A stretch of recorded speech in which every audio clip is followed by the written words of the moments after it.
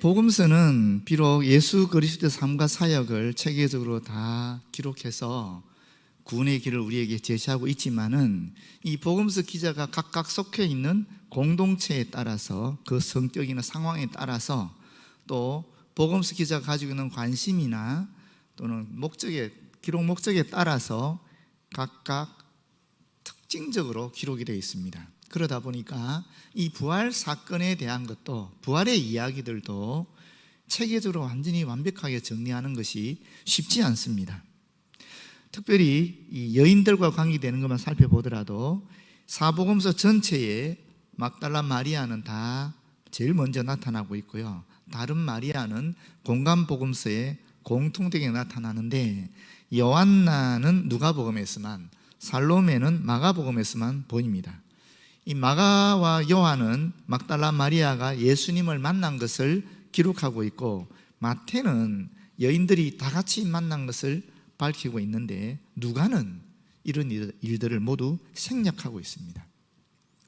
그래서 부활 사건 전체를 체계적으로 잘 정리한다는 것이 쉬운 것이 아닙니다.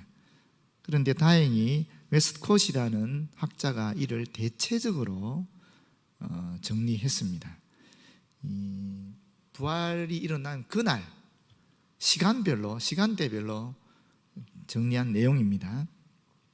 매우 이른 주일 아침 지진이 일어났고 천사가 강림했고 무덤이 열리고 예수께서 부활하셨습니다. 마태복음 28장 2절에서 4절에 있습니다. 5시경에 막달라 마리아와 야곱의 어머니 마리아와 살로메를 비롯한 여인들이 새벽 미명에 무덤을 향해 출발하였습니다. 그런데 막달라 마리아는 먼저 올라갔습니다. 그리고 빈 무덤인 것을 발견하고 다시 돌아와서 베드로와 요한에게 이 빈 무덤을 전합니다. 막달라 마리아를 제외한 다른 여인들이 5시 반에 해가 이미 떴을 때에 무덤에 도착합니다. 마가복음 16장 2절에 그때 천사가 나타났고 제자들에게 줄 메시지가 주어집니다. 마가복음 16장 5절, 마태복음 28장 5절입니다. 6시경에 아직 이른 아침에 요한나를 포함한 다른 여인들 일행이 조금 후에 무덤에 도착합니다. 누가복음 24장 1절입니다.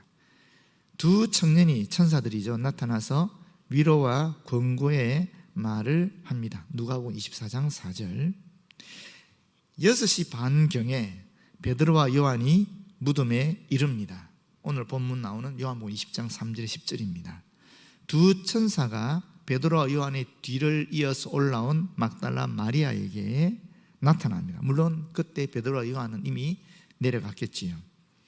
거의 같은 시간에 다른 여인들이 사도들에게, 베드로와 요한을 제외한 다른 사도들에게 이 빈 무덤에 대한 소식, 지금 이 천사들이 알려준 메시지를 전달합니다.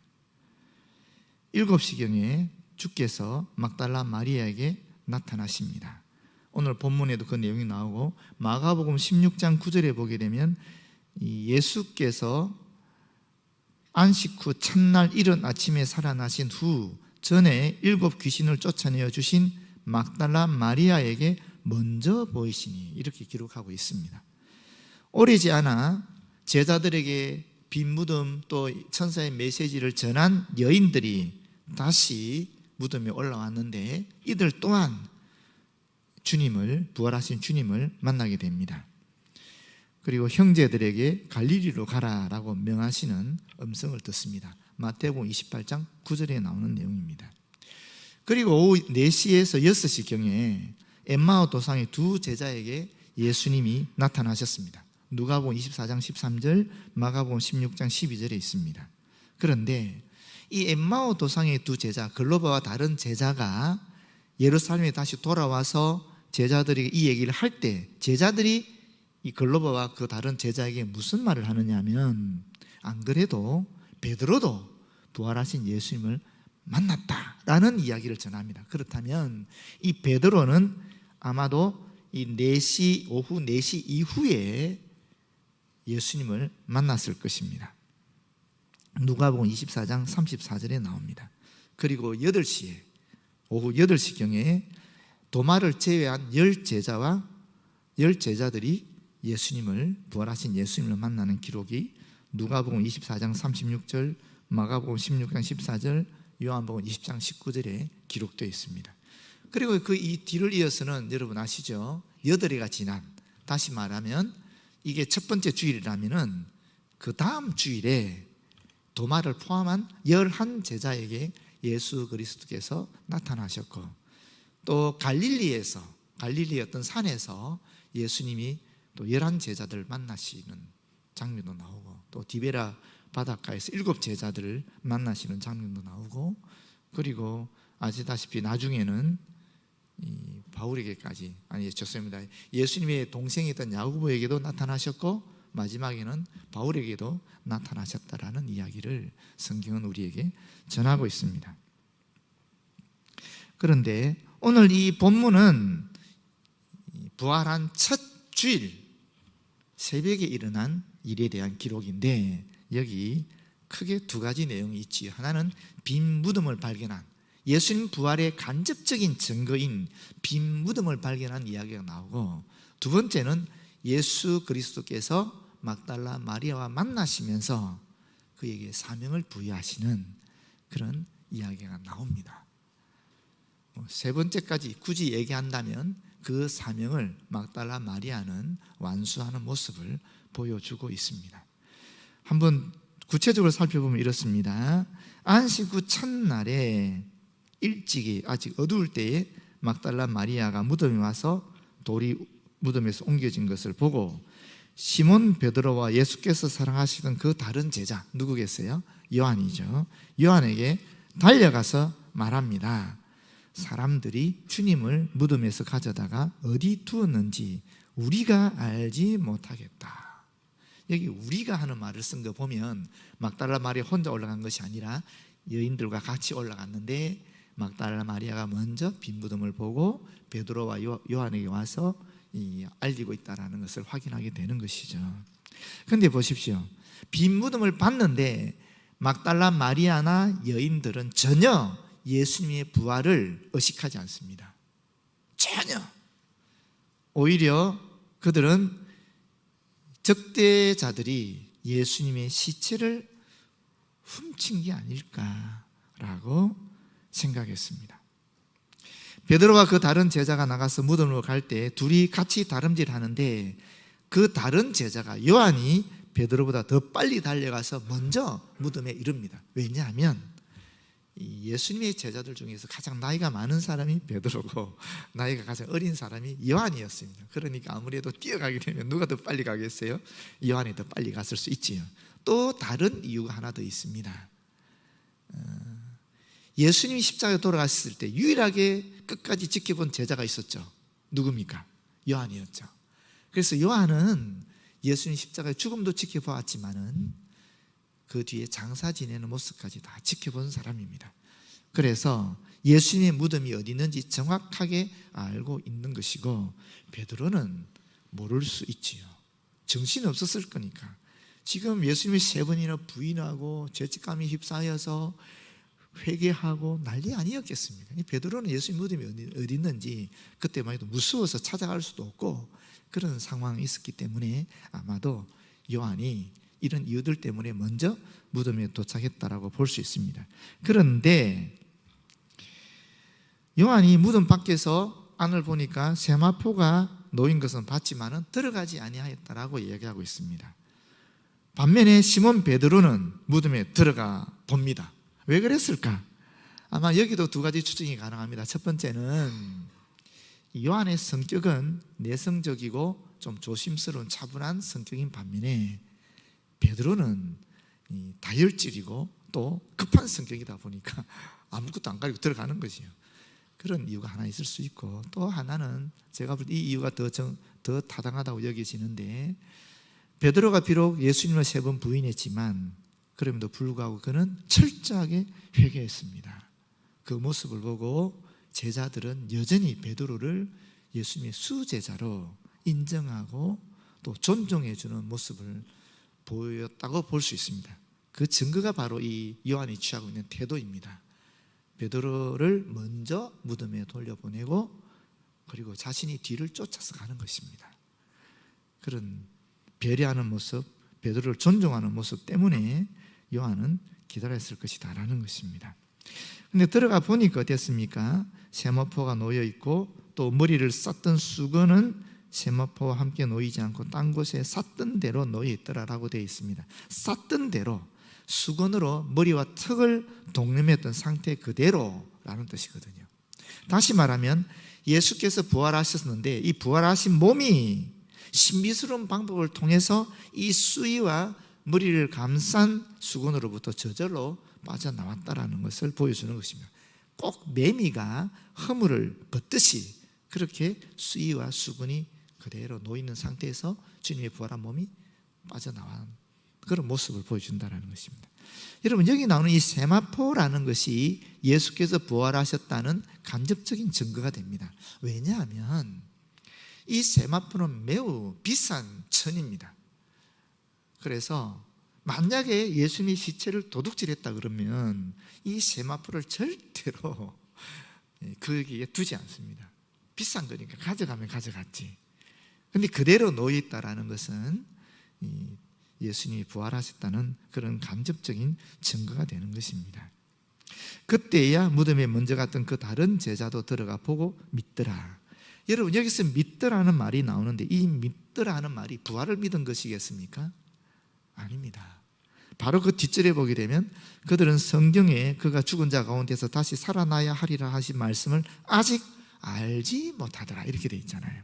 부활을 믿은 것이 아니에요. 그럼 무엇을 믿었겠습니까? 아, 예수님의 시신이 없구나, 도둑 맞았구나, 그것을 믿었다라는 거예요. 그렇기 때문에 두 제자는 자기들의 집으로 돌아갔는데 이걸 직역하면 그들 자신들에게로 이런 뜻입니다. 베드로와 요한은 집이 달랐을 거예요. 거주하는 공간이 달랐다라고 여기지는데 이때 돌아가는 모습이 어땠을까요? 신이 나서 뛰어갔을까요?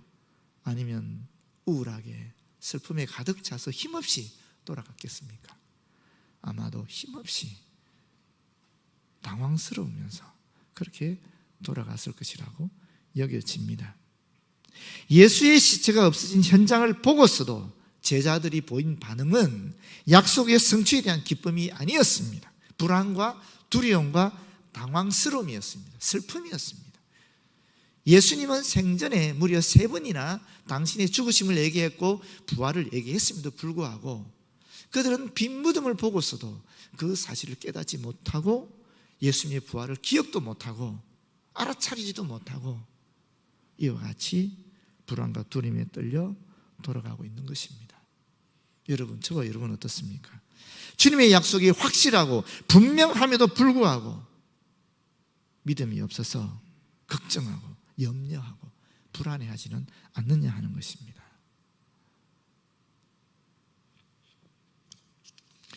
두 번째, 부활의 첫 목격자인 막달라 마리아의 이야기입니다.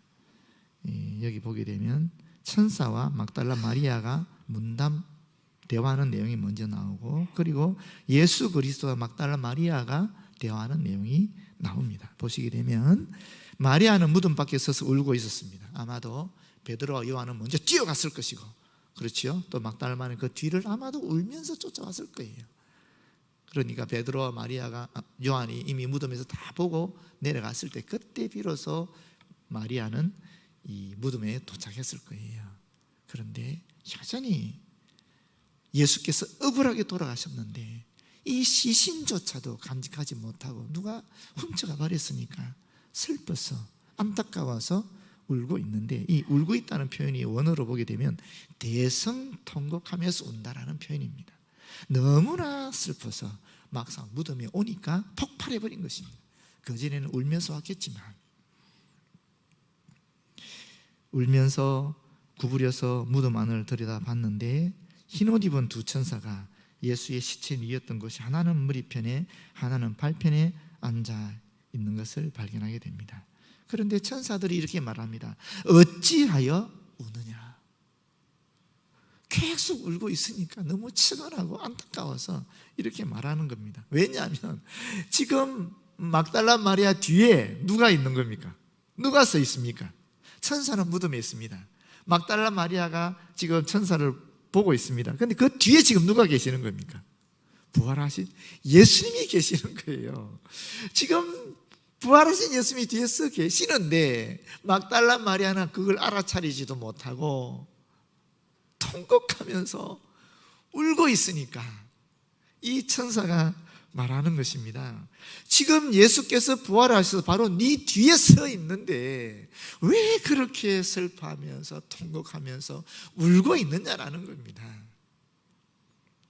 그때 마리아가 뭐라 그럽니까? 사람들이 내 주님을 옮겨다가 어디 두었는지 내가 알지 못합니다. 예수님의 시체를 누가 훔쳐가 버렸어요. 어디 있는지 도저히 모르겠어요. 이렇게 말하고 있는 것입니다. 부활에 대한 인식은 전혀 없습니다. 그렇지 않습니까? 이제 예수께서 나타나십니다. 14절이죠. 이 말을 하고 뒤로 돌이켜 예수께서 서 계신 것을 보았으나, 보았다는 말이 현재형으로 기록되어 있는 이 말은 무슨 말이냐면 부활한 예수님을 계속 보고 있는 것입니다. 돌이킨다는 말은 딱 한 번 돌이키는 거겠죠. 그런데 부활하신 예수님을 보는 것은 지금 돌이킨 다음에 계속 보고 있는 거예요. 한번 응시하고 다시 돌이킨 게 아니라 돌이켜서 예수님을 보고 계속 있는 겁니다. 계속 있는데, 계속 보고 있는데 예수님인 줄 알아차리지 못하는 거예요. 부활하신 것을 몰랐기 때문인지, 사실 몰랐기 때문이겠죠. 믿지 못했기 때문이겠죠. 지금 바로 앞에 예수님을 대면하고 있는데 자신이 통곡하고 찾고 있는 그분이 지금 눈앞에 있는데, 보고 있는데 알아차리지 못하는 것입니다. 얼마나 안타까운 일입니까? 그때 예수께서 말씀하십니다. 여자여, 어찌하여 울며 누구를 찾느냐? 천사를 만났을 때도 울고 있고 지금 예수님을 만났는데도 얘기하는 중에도 계속 울고 있는 거예요. 빈무덤 보고 나서부터 아마 그때부터 마리아는 계속 베드로 요한 찾아갈 때도 울고 또 올라오면서도 울고 천사 만났을 때 울고 예수님 만났을 때도 울고 있었을 거예요. 계속 울고 있는 겁니다. 왜? 그만큼 마리아는 예수님을 사랑했으니까, 사모했으니까. 예수님을 생각하면 가장 눈물밖에 나오지 않는 것입니다. 그때 마리아가 예수님이 동산을 지키는 동산지기인 줄 알고 말합니다. 주여, 당신이 옮겼거든 어디 두었는지 내게 말씀해 주세요. 그러면 내가 가져가겠습니다. 여러분, 돌아가신 지 지금 사흘 됐습니다. 그 더운 날, 그 더운 지역에 시체가 사흘 동안 있으면 어떻게 됐겠어요? 벌써 부패하지 않았겠습니까? 그 부패한 시신을 이 여인이 옮긴다는 것이 쉬운 일이겠습니까? 그런데도 이렇게 말하고 있는 것입니다. 예수께서 마리아야 하시거늘 마리아가 돌이켜 히브리 말로 라보니여 하니 이는 선생님이라는 말이라. 여러분, 이걸 보면 조금 이상하지요? 뭐가 이상하냐면은 지금 천사를 볼 때 마리아가 뭐라 그랬어요? 주님이라 그랬어요. 또 동산지기에게도 동산지기인 줄 알고 뭐라 그랬어요? 주님이라 그랬어요. 그런데 부활하신 예수님을 알아차리고 난 다음에 뭐라 그랬어요? 선생님 그랬어요. 우리가 생각하는 주님은 선생님보다 훨씬 더 높은 그런 칭호 아닙니까? 그런데 실제로는 그렇지 않습니다. 여기 보시게 되면 지금 마리아가 천사한테도 주님이라 그러고 동산지기에도 주님이라 그런다는 소리는 그냥 일반적으로 다른 사람을 높여 부르는 칭호에 지나지 않는다라는 것입니다. 우리가 생각하는 구세주 이런 개념이 아니라는 거예요. 그런데 지금 마리아가 여기서 선생님이라 그랬을 때는 근데 일반적인 나와 관계없는 사람을 높여 부르는 그런 것이 아니라 이제 선생과 제자로서 아주 친밀한 관계를 묘사하는 단어를 쓰고 있다는 거예요. 그래서 지금 마리아의 인식이 더 깊어졌다라는 것을 우리는 이 단어를 통해서 알아차리게 되는 것입니다. 그때 예수께서 말씀하십니다. 나를 붙들지 말라. 내가 아직 아버지께로 올라가지 아니하였노라. 마리아는 그토록 찾던 예수님을 만났기 때문에 다시는 놓지 않겠다는 심정으로 딱 붙들은 거예요. 꼭 붙들은 거예요.